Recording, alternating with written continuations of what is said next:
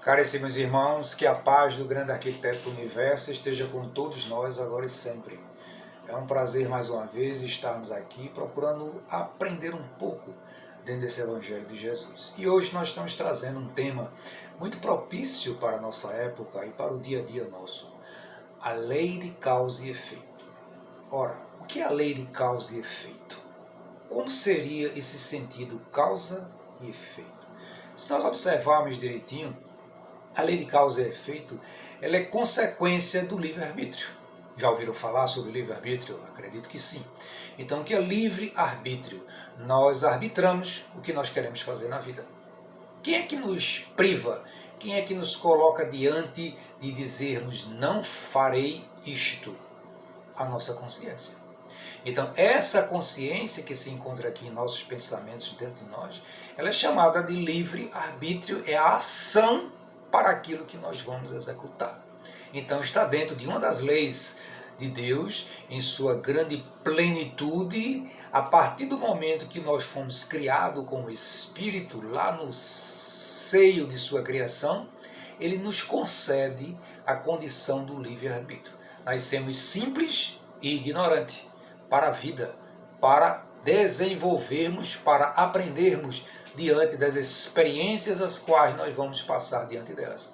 E as escolhas não são de Deus. As escolhas não são da espiritualidade. As escolhas são nossas. É minha, é sua, é de todos nós que vivemos aqui encarnado no plano terra. Então, a condição de decidir é sua, é minha, é nossa. Nós é que decidimos e ninguém decide por nós. A não ser que seja algo de imposição. Tirando a questão da imposição, a lei de livre-arbítrio ela se aplica na naturalidade, naquilo que nós desejamos, naquilo que nós queremos fazer ou não queremos fazer. Vai depender dentro desse prisma que nós temos. A lei de livre-arbítrio é a capacidade de decidir. Então, qual é a sua capacidade de decidir diante das suas ações e atitudes? Eu decido. Você decide. Nós decidimos, vós decidis, eles decidem.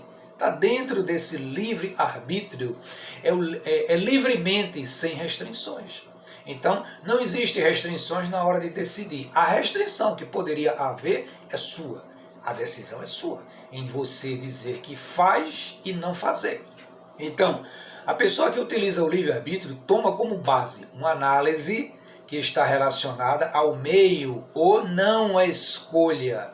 Pode lhe trazer benefício ou não. Então, quando você decide algo, este algo que você decide, ele pode trazer para você um benefício ou um malefício.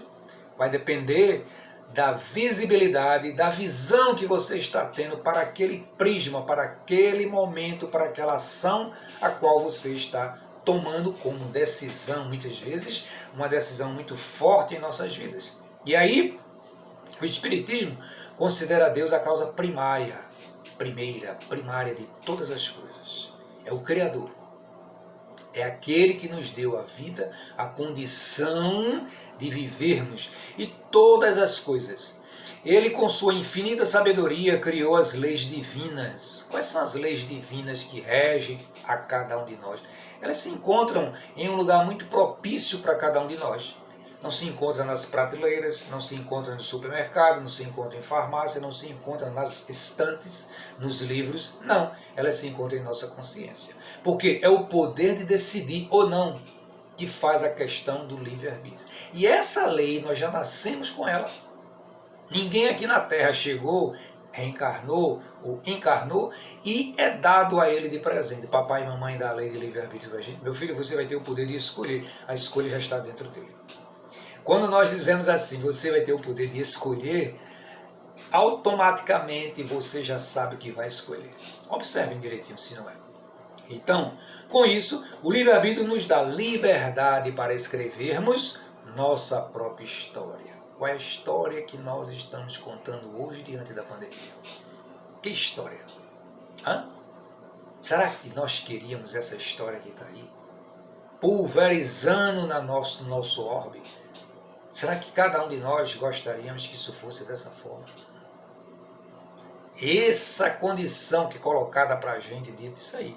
A doutrina espírita não existe destino, predestinação, sorte, o azar.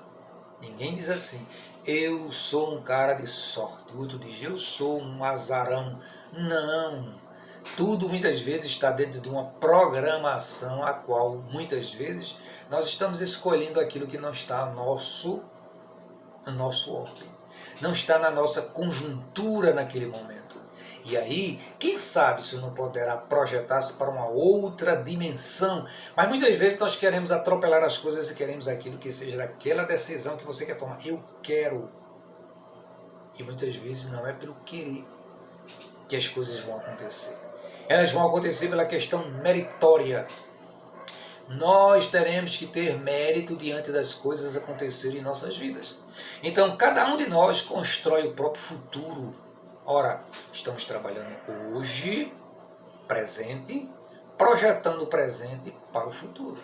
Então, aquilo que vai acontecer comigo ou com cada um da gente vai depender daquilo que nós estamos trabalhando hoje com as nossas consciências, com os nossos pensamentos, com as nossas ações e atitudes. Então, amanhã será o retrato ou será o reflexo daquilo que nós estamos pensando hoje e daquilo que nós estamos fazendo hoje. Escolhemos e determinamos nosso caminho usando o livre-arbítrio. A questão é essa. Nós estamos escolhendo. Vejam em suas vidas, em nossas vidas, aquilo que você já fez, aquilo que você construiu. Se não foi em cima de uma determinação de algo que você disse, eu quero fazer dessa forma. Eu quero ser isto. Eu quero fazer aquilo. Nada aconteceu por um acaso, já que o acaso ele não existe. Quando a gente fala do acaso, é porque esse acaso suposto já foi predeterminado, isto é, você já veio, já reencarnou com a conjuntura que aquilo em algum período de sua vida iria ocorrer, esse evento, ou iria acontecer, de certa forma. Então o livre-arbítrio é concedido por Deus no momento da nossa criação. No momento em que o Espírito é criado pela providência divina, através dos seus atributos, nós já nascemos com este livre-arbítrio. Poder de decisão. Eu decido, eu faço, aconteço. Mesmo que muitas vezes você diga, meu filho, não bota o dedinho aí não. Ele olha para você e aquilo lá dentro está dizendo a ele, vai, bota o dedo. Eu vou botar, não é ele que está mandando em mim não. Aí ele vai, bota o dedinho e se dá mal. Por quê? Ele arbitrou. Não foi contra o outro, ele fez a sua vontade e o seu direcionamento. E diante disso, é um atributo básico, não é da matéria nossa, dessa matéria que nós temos, é do espírito, que já vem latente dentro dele essa questão de querer ser. Vejam bem, quando nós somos determinados na nossa vida e dizemos assim, eu vou ser um advogado, um engenheiro, uma profissão que você escolheu na sua vida, você luta, você vai, você afinca para chegar nos seus objetivos. Muitas vezes nós lutamos e não atingimos esse objetivo. Por quê? Porque aquilo muitas vezes estamos querendo algo que está fora do nosso merecimento, está fora do nosso alcance de visão e da nossa capacidade mental. Então nós temos que nos contentar com aquilo que nós somos, vamos dizer assim, que nós podemos alcançar, que nós podemos conquistar. Senão, diante disso, o livre-arbítrio ele se aplica naquilo que eu estou querendo exercer ou querendo fazer. Mas a partir disso, o espírito criado simples e ignorante, com todo o seu potencial divino e ser desenvolvido. Ele tem todo o potencial divino. A divindade existe dentro da gente. Podemos ser um farrapo humano, mas a divindade está dentro dele. A questão é ele, despertar. Quando nós despertamos para a veracidade das coisas, nós nos encontramos em algum momento da vida, nós iremos nos encontrar. Muitas vezes até no declínio da morte, mas a gente se encontra e reconhece-se diante dos últimos momentos do apagar da vela, muitas vezes como nós dissemos. Então, nossa existência é planejada no plano espiritual, antes da reencarnação. Então, quando nós nos projetamos aqui no plano espiritual, viemos de lá para cá, dentro do processo reencarnatório. Existe uma programação diante disso tudo para que nós possamos chegar aqui e começarmos a executar a família, os entes queridos. Muitas vezes até as pessoas às quais nós vamos ter os primeiros relacionamentos, nos relacionar, ao casamento, ao matrimônio, os filhos que virão. Então há uma conjuntura, há um conjunto de situações probatórios os quais nós temos que passar. Porque vivemos num plano em que? Expiação e provas. Então se vivemos num plano de expiação e provas, estamos aqui resgatando, então todos que nos circundam estão dentro do nosso processo de livre-arbítrio. E o livre-arbítrio é uma prova voluntária de cada um de nós. Ela não é involuntária, porque ela não chega para a gente por imposição, ela chega porque você arbitra querer fazer. O princípio fundamental da lei de causa e efeito: toda imperfeição é causa de sofrimento e toda virtude é fonte de prazer. Vejamos se não é verdade? Toda imperfeição é causa de sofrimento. Você está imperfeito, você tem vícios, você tem problemas, então isso lhe traz o quê? Sofrimento. E toda virtude é fonte de prazer. O prazer não é a questão sexual quando se fala em prazer. O prazer é a felicidade. O prazer é você se dar bem. O prazer é você exercer a sua profissão dentro daquilo que você escolheu, no casamento, nos filhos, enfim, na profissão que você abraçou, os amigos, a sociedade com quem você convive salutarmente, a congregação que você faz parte. Então, o bem com o mal voluntário é facultativo. Então, entre o bem e o mal é facultativo porque nós escolhemos. O que é que você está escolhendo agora, nesse momento? Qual o caminho que você quer seguir? O caminho do bem ou o caminho do mal? Qual o caminho que você escolhe? É livre-arbítrio. Então, a semeadura é livre, mas a colheita ela é obrigatória. Nós somos obrigados a colher aquilo que plantamos. Semente é única. O terreno é fértil, mas nós escolhemos muitas vezes o pior terreno com a melhor semente.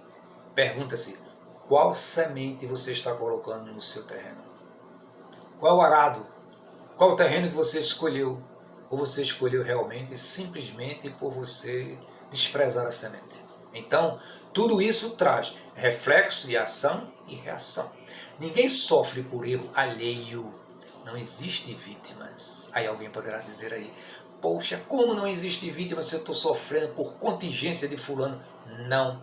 Você está sofrendo porque você escolheu sofrer por contingência de fulano.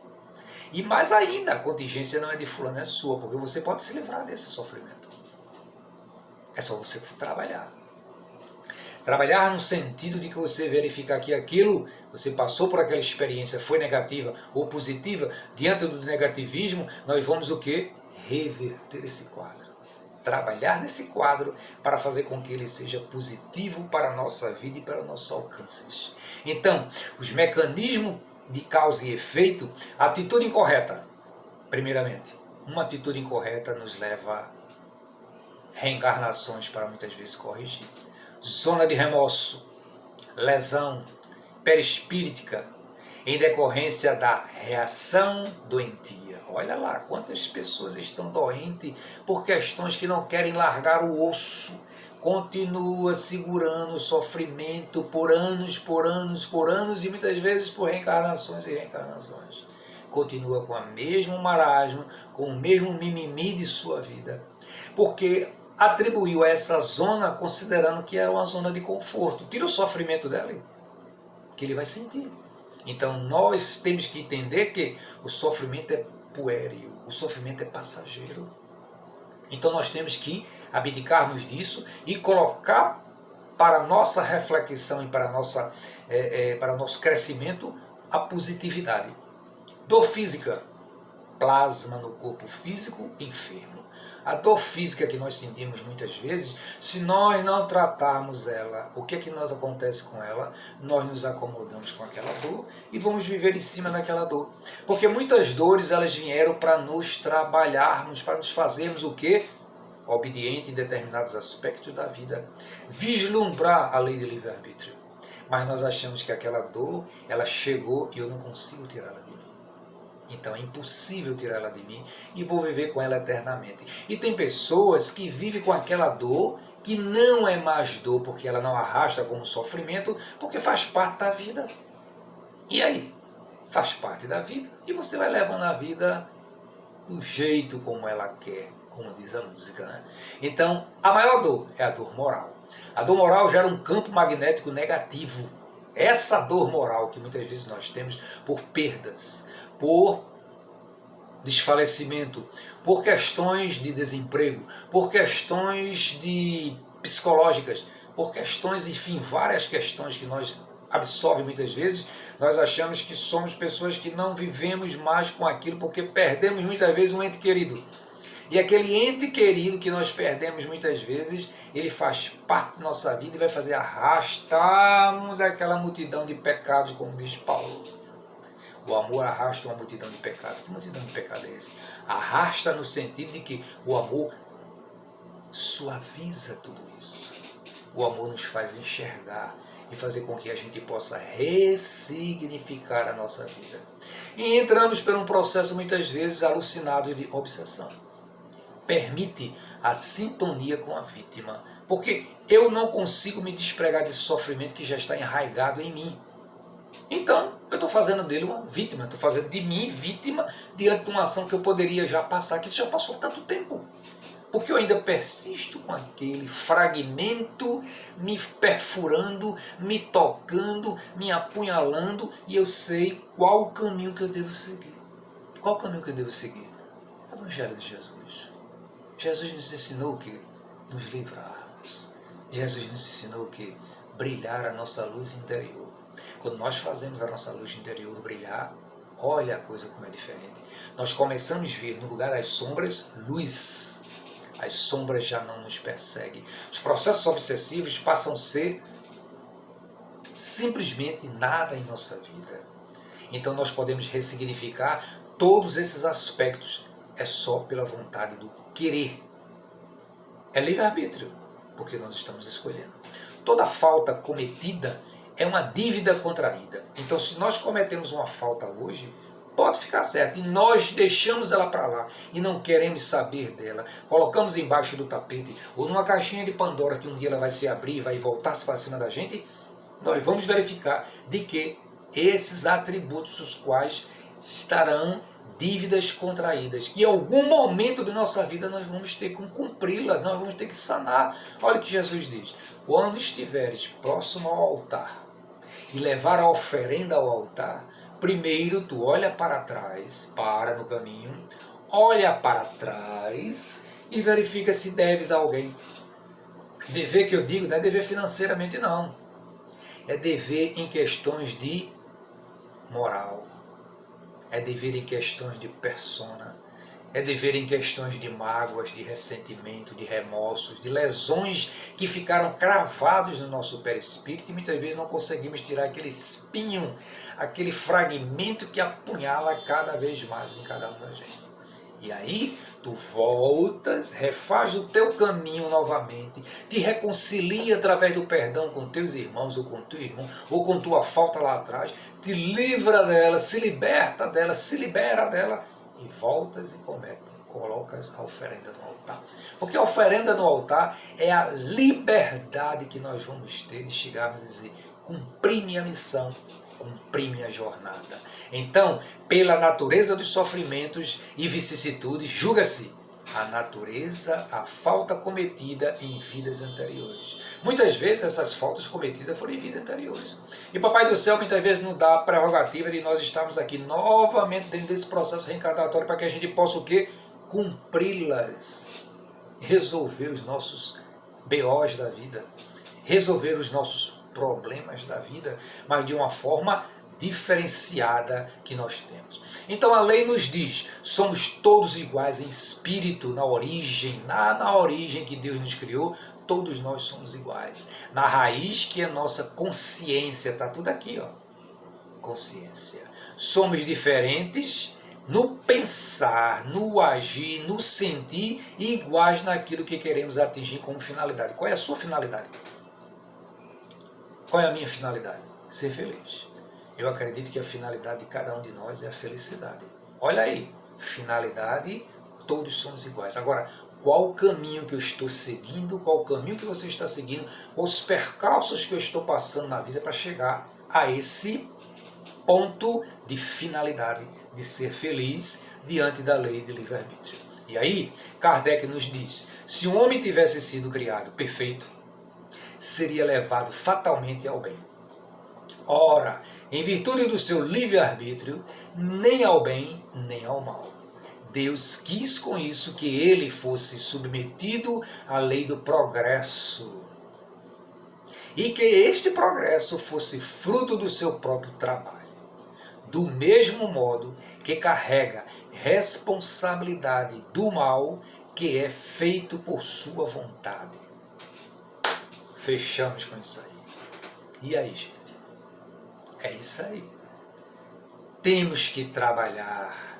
O trabalho não é simplesmente o trabalho da profissão que você escolheu, mas é o trabalho que nós temos de converter os nossos maus pensamentos, as nossas más ações em virtude. Fazer essa transformação. Não é tirar uma coisa e fazer outra, não. É pegar uma água que se encontra turva naquele vasilhame e transformar essa água em límpida, filtrar a mesma água e dar condição que ela seja propícia para que eu possa saciar a minha sede e a minha fome, quem sabe. Fome de justiça, você tem fome de quê? Fome de amor, fome de perdão, fome de renúncia, fome de vontade, fome de querer, fome de luz. Qual é a fome que nós temos? E isso nós vamos atribuir somente ao progresso e pela responsabilidade de convertermos o mal no bem, fazendo essa grande transformação de nossas vidas. E aí, Kardec mais uma vez nos coloca como devemos nos transformar internamente para que os reflexos das mudanças alcancem o que está em nossa volta.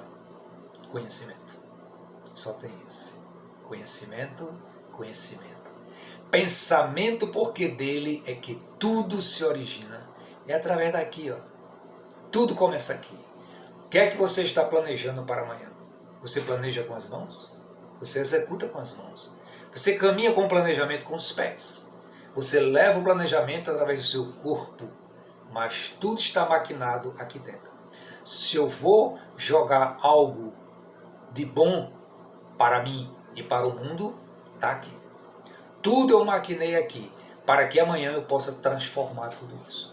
Então pedimos a Deus que cada um de nós que estamos maquinando aqui dentro, através das leis morais que se encontram aqui dentro de nossas consciências, possamos realmente reverter esses pensamentos daninhos para que eles possam ser compensativos para o nosso processo de evolução moral e espiritual. Este é o seu caminho, esse é o nosso caminho. Que a paz de Jesus fique com todos nós, agora e sempre. Muita paz.